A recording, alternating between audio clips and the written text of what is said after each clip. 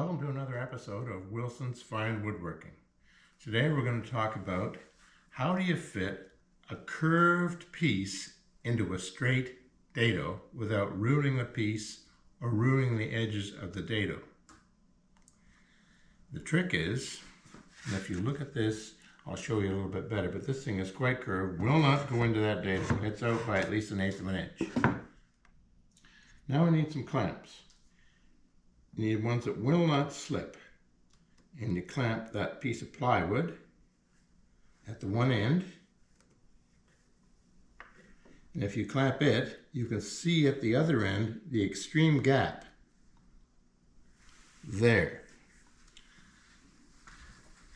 The piece was curved like this. You cannot put the board on this side, otherwise if you clamp there and clamp there, nothing would happen in the middle.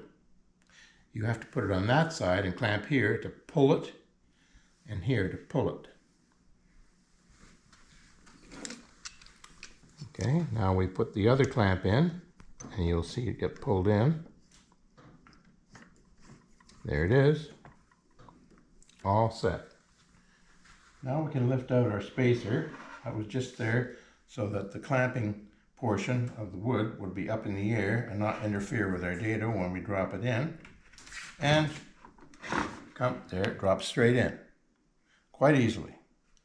And if you have to take it out to add some glue, make sure the clamps are also in position, otherwise you might lift the veneer off the plywood underneath or ruin the edge with a split. As you can see, it lifts quite easily. If I did not have the clamps on, you could not put it in. There's no way. And you're not strong enough to bend it, you'd probably break something. I hope that can help you out, save you throwing out a curved piece and making a new one.